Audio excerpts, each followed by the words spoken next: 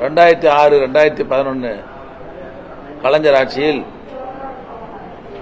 சென்னை மாநகராட்சியில் இருக்கிற மக்களுக்கு குடிநீர் பிரச்சனை தீர்த்திட வேண்டும் என்ற நல்ல நோக்கில் மாமல்லபுரம் அருகே இருக்கிற நெமிலி என்ற பகுதியில் நாள் ஒன்றுக்கு 100 மில்லியன் லிட்டர் உற்பத்தி கொண்ட அந்த கடல் நீரை குடிநீராக்குற திட்டத்தை அன்றைக்கு துணை முதல்வராக இருந்து உள்ளாட்சி துறை அமைச்சராக இருந்த நம்முடைய தலைவர் அவர்கள் 23/2/2010 அன்று அந்த திட்டத்திற்கு அடிக்கல் நாட்டினார். அதற்கு பிறகு ஆட்சி மாற்றத்திற்கு பிறகு அதிமுக ஆட்சியாளர்கள் அந்த திட்டத்தை செயல்பாட்டுக்கு கொண்டு வந்தார்கள். அந்த திட்டத்தின் மூலமாக ஈசிஆரில் உள்ள அடையாறு முதல் ஈஞ்சம்பாக்கம் வரையிலும், ஓஎம்ஆர் சாலையில் பெருங்குடி முதல் செம்மஞ்சேரி வரையிலும், மயிலாப்பூர், நந்தனம் ஆகிய பகுதிகளில் அடங்கியிருக்கிற 9 லட்சம் மக்களுக்கு தினமும் தண்ணீர் தருகிற அந்த திட்டத்தை கொண்டு வந்து செயல்படுத்திய அரசு திராவிட முன்னேற்ற கழக அரசு. அதற்கு பிறகு 2021ஆம் ஆண்டு மீண்டும் திராவிட முன்னேற்ற கழக அரசு பொறுப்பேற்றதற்கு பிறகு நம்முடைய மாண்புமிகு தமிழ்நாடு முதலமைச்சராக இருந்த தளபதி அவர்கள் அதே நெம்மேலியில் 1516.82 கோடி மதிப்பில் நாள் ஒன்றுக்கு 150 மில்லியன் லிட்டர் கடல் நீர் குடிநீர் ஆகிற திட்டத்தை, இரண்டாவது கடல் நீர் குடிநீர் திட்டத்தை தொடங்கி வைத்தார்கள். அது என்னைக்குன்னு சொன்னா 24/2/2024 அன்று தொடங்கி வச்சாங்க.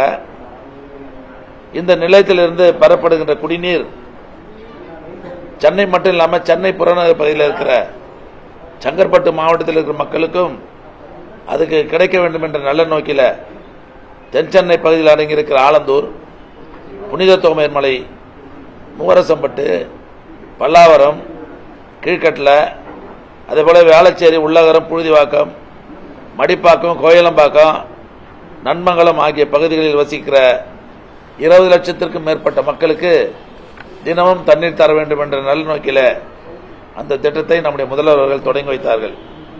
தொடங்கி வச்சது மட்டும் இல்ல, இந்த ரோட்லயே அந்த திட்டத்திற்கு வெளியே ஒரு மிகப்பெரிய ஒரு கல்வெட்டு போட்டு அதையும் திறந்தாங்க. ஒரு 2-3 நாட்களுக்கு முன்பாக அந்த கம்பீரமாக அமைக்கப்பட்டிருந்த அந்த கல்வெட்டு சிதலம், அதை ஒரு துணியை போட்டு மூடி உள்ள இருக்கிற தலைவருடைய பேர்லாம் நீக்கிட்டாங்க. இதை அறிந்த நாங்கள்லாம் அங்க போய் நம்முடைய தோழர்கள்லாம் எந்த நோக்கத்திற்காக நீக்கினீங்க எங்க கல்வெட்டை, தலைவர் பெயர் போட்டது எதுக்கு எடுத்தீங்க கேட்டதுக்கு அது கொஞ்சம் சிதலம் அடைஞ்சிச்சு, அதை நாங்கள் ரிப்பேர் பண்ணிட்டு இருக்கிறோம், இன்னும் ஒரு வாரத்தில் நாங்கள் சரி பண்ணி கொடுக்குறோம்னு சொல்லியிருக்கிறாங்க. ஆக அப்பேற்பட்ட கம்பீரமாக அமைக்கப்பட்ட அந்த கல்வெட்டை இன்னும் ஒரு வார காலத்திற்குள்ளாக சீரமைத்து தரவில்லை என்று சொன்னால் மாவட்ட திராவிட முன்னேற்ற கழகத்தின் சார்பில் மிகப்பெரிய ஒரு போராட்டம் நடைபெறும் என்பதை எச்சரிக்கையாக நான் தெரிவிக்க விரும்புகிறேன். இன்னைக்கு இங்க மட்டும் இல்ல, ஆலந்தூர்ல என் தொகுதியிலே பாத்தீங்கன்னா நம்ம துணை முதல்வராக இருந்த நம்ம உதயா வச்சு தரந்த ஒரு மண்டபத்தை அதுல கூட கல்வெட்டை வைக்கிறேன்னு சொல்லி வைக்கவே இல்லை. தமிழ்நாடு முழுவதும் நம்முடைய தலைவர் அவர்கள் மிகப்பெரிய திட்டங்கள்லாம் எதெல்லாம் திறந்து வச்சாங்களோ அந்த கல்வெட்டெல்லாம் நீக்குகிற ஒரு நிலையில இன்றைக்கு ஆட்சியாளர்கள் அந்த பணியில ஈடுபட்டு கொண்டிருக்கிறார்கள். இது முதல் கட்டமாக இன்னைக்கு அந்த நெமிலி அந்த பணி நடைபெற்றிருக்கிறது. இது மிக மிக கண்டிக்கத்தக்கது. ஆட்சியாளர்கள் 50 நாள் ஆச்சு ஆட்சி பொறுப்புக்கு வந்து, இன்னும் அவங்க திட்டங்கள்லாம் எதுவும் கூட செயல்படுத்தல. நாம எந்தெந்த திட்டத்தெல்லாம் செயல்படுத்திட்டு இருக்கிறோமோ அதை தான் இப்ப அவங்க செயல்படுத்துறாங்களே தவிர புது திட்டத்தை அவங்க செயல்படுத்தல. அதனால முதலமைச்சர் அவர்கள் புது திட்டத்தில் கவனத்தை செலுத்தி செய்யணும். இது போன்ற திட்டங்களில் நீங்கள்லாம் ஈடுபடக்கூடாது என்பதை நான் இந்த நேரத்தில் நான் தெரிவிக்க விரும்புகிறேன். அது மட்டும் இல்ல, இப்ப டிஎன்பிசியில 401 பேருக்கு வேலை கொடுத்தாங்க. அது நம்ம போட்ட திட்டம், நம்ம உருவாக்கின திட்டம். அப்பாயின்மெண்ட் ஆர்டர் மட்டும் தான் அவங்க கொடுத்தாங்க. பத்திரப்பதிவு துறையில 3.0 நம்ம எடுத்துட்டு வந்தோம், அது அவங்க எடுத்துட்டு வந்த மாதிரி போடுறாங்க. இது மாதிரி நம்ம எடுத்து வந்த திட்டத்தை நாங்க எடுத்துட்டு வந்தோம்னு சொல்லி அவங்கள பெருமைப்படுத்திக்கிறாங்களே தவிர புது திட்டங்கள் எதுவும் எடுக்காம இதுபோன்ற சில்லு திட்டங்களில் இன்றைக்கு இந்த அரசு ஈடுபட்டு கொண்டிருக்கிறது என்பதை நான் வன்மையாக கண்டிக்கிறேன். இன்னைக்கு நம்முடைய தளபதியை பொறுத்தவரையிலும் அற்புதமான திட்டங்கள்லாம் கொண்டு வந்தார். இந்த 5 வருஷத்தில் ஒரு 50 ஆண்டுகள் செய்ய வேண்டிய பணிகளை எல்லாம் 5 ஆண்டுகளில் செய்து இந்தியாவிலேயே தமிழ்நாடு சிறந்த மாநிலம் என்ற தகுதியை உருவாக்கிய தலைவர் நம்முடைய மாண்புமிகு முதல்வராக இருந்த நம்முடைய தலைவர் அவர்கள். நீங்க அவர் பேர் கல்வெட்டு எடுத்துட்டா அவர் பேர் மறைஞ்சரன் நினைக்கிறாங்க. கல்வெட்டாக மனதில் ஒவ்வொரு மக்களின் மனதிலும் கல்வெட்டாக பதிந்திருக்கிற தலைவர் தான் எங்களுடைய தலைவர் என்பதை இந்த நேரத்தில் நான் பெருமையோடு தெரிவிக்க விரும்புகிறேன். நீ மகளிர் உரிமை திட்டம் நீ தலைவர் பேர் சொல்லி தான் பயணம் பண்ணிட்டு இருக்கிறாங்க.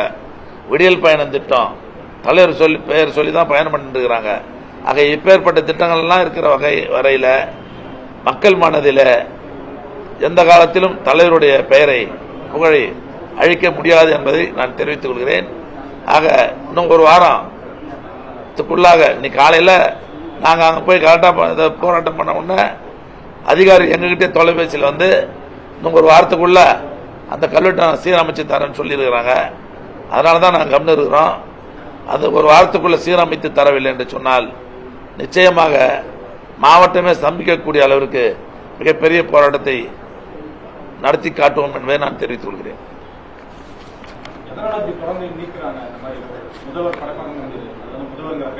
எல்லாம் பொறாம பச்சரிப்பு. ஆமா, நான் முதல்வன் இருந்தது, அதாவது அவங்களுக்கு ஒரு பயம் ஏற்படுது. எங்க பார்த்தாலும் தலைவர் மு.க. ஸ்டாலினுடைய பெயரை கண்டாலே சும்மா அதிருது இல்லைங்கிற மாதிரி முதலமைச்சருக்கு அந்த பெயரை எங்க பார்த்தாலும் ஒதிருது. அதனாலதான் அவர் போற இடங்கள் எல்லாம் கல்வெட்டு இருக்கக்கூடாதுன்ற நோக்கத்தோடு அவங்க இதெல்லாம் அகற்றிட்டு வராங்க. நாள் முதல்வன் திட்டத்தில் பேரை மாத்தினாங்க. Tamil Nadu skill corporation, Tamil Nadu skill development பேரை மாத்தினாங்க. பேரை மாத்துறதை பத்தி எங்களுக்கு கவலை இல்லை, மாத்திட்டு போட்டோம்.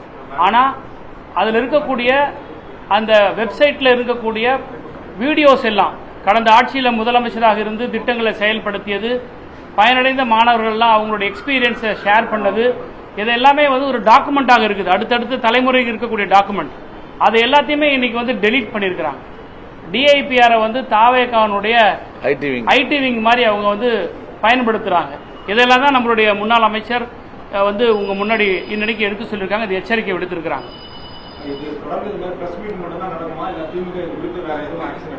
என்ன மாதிரி ஆக்ஷன் எடுக்கணும்னு விரும்புறீங்க? இன்னும் 6 நாள் போயிடுச்சு பாருங்க. முடியலண்ணா, அவங்க பண்ணலண்ணா. நீங்க நேற்று நாங்க போய் நம்ம ஆள்லாம் போய் ஒரு கிரீன் கலர் துணி போட்டு மறைச்சிருந்தாங்க. அது உள்ள எடுத்து பார்த்ததுக்கு அப்புறம் தான் எல்லாத்தையும் உடைச்சிருந்தது. அதுக்கப்புறம் தான் நாங்கள் நம்ம ஆட்கள்லாம் போய் கலெக்ட் பண்ண உடனே இன்னைக்கு அதிகாரிலாம் காலையில் எனக்கே ஃபோனில் ஒரு வாரத்தில் நாங்கள் சரி பண்ணி கொடுக்குறோம், 2-3 கல்வெட்டு விழுந்து போச்சு, அதனால தான் நாங்கள் மொத்தமாக எடுத்துட்டு புதுசாக போடுறோம்னு சொல்லியிருக்கிறாங்க. ஒரு வாரத்துக்கு பார்க்க போகிறோம்.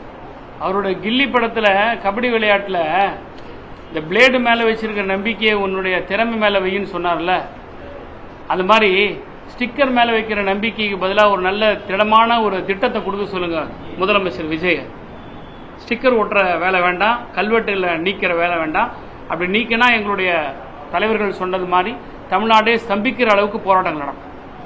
இன்றைக்கு நீங்க தொடர்ந்து குற்றச்சாட்டப்பட்ட எம்எல்ஏ சரவணன் அவர்கள் என் கூட 50 கோடி ரூபாய்க்கு பேரம் நடந்தது, அதற்கு ஆதாரம் தரணும் ஆடியோவும் ரிலீஸ் பண்ணிருக்காரு.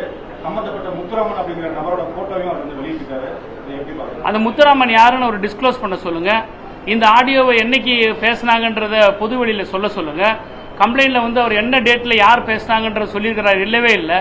அவர் மேல விரல் நீட்டி கை நீட்டி பாதிக்கப்பட்ட பெண்ணே, அந்த கட்சியை சேர்ந்த பெண்மணியே குற்றம் சுமத்திருக்கிறாங்க. அதை பத்தி வாய் திறந்து பேசாத சரவணன் இன்னைக்கு மட்டும் எனக்கு 50 கோடி ரூபாய் பேரம் பேசினாங்கன்றது திசை திருப்புற வேலை. இது அவங்களுடைய ஆலோசகர்கள் ஜான் ஆரோக்கியசாமியா அவங்க எழுதி கொடுக்குற ஸ்கிரீன் பிளேவை இந்த எம்எல்ஏஸ்லாம் இன்னைக்கு நடிச்சுட்டு இருக்காங்க. அவ்வளவுதான்.